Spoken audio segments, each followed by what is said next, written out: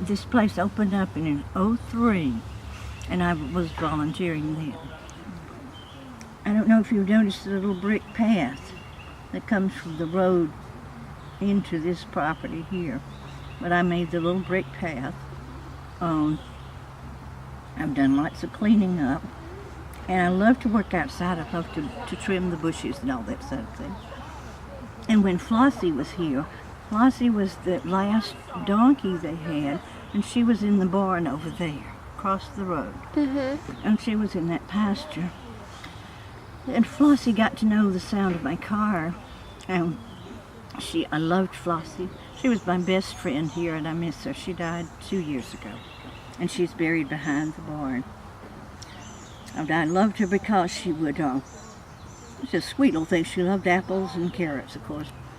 And when I would quarrel with, well, let's just say I didn't quarrel, but when other people started quarrels in here, and there was a lot of disagreement about what shall we do about this, what shall we do about that, I'd just come out and listen to Flossie for a while.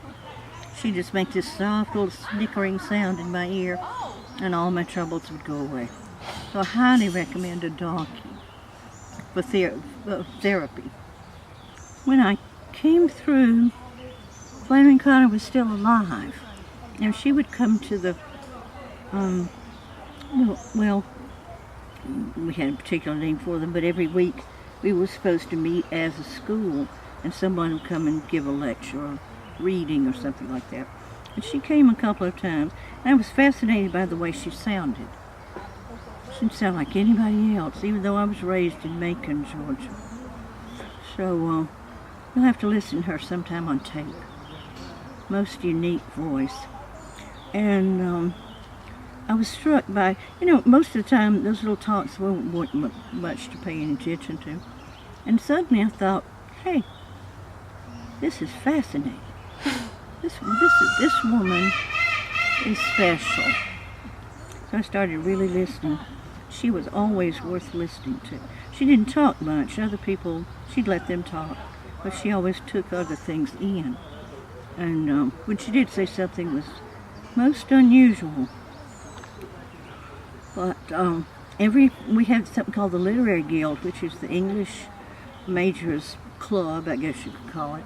Came out every spring, and Flannery O'Connor and Mrs. O'Connor would sit on the porch, and we would have our little picnic lunches out here on the lawn.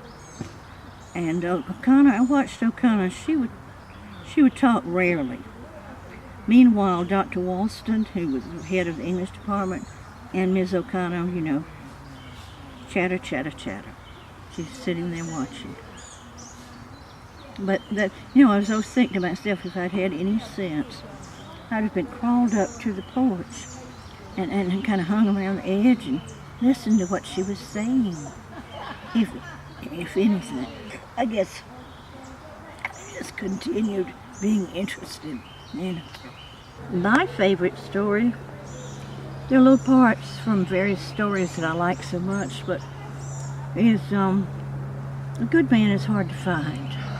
If I had to choose one, and I showed it many years ago, I had my minister read that story, and he had his mother, and she's here today, and he said he gave her the story, and he left her in the living room to read it, and he said when he left she was just chuckling and laughing and smiling, and her eyes were bright.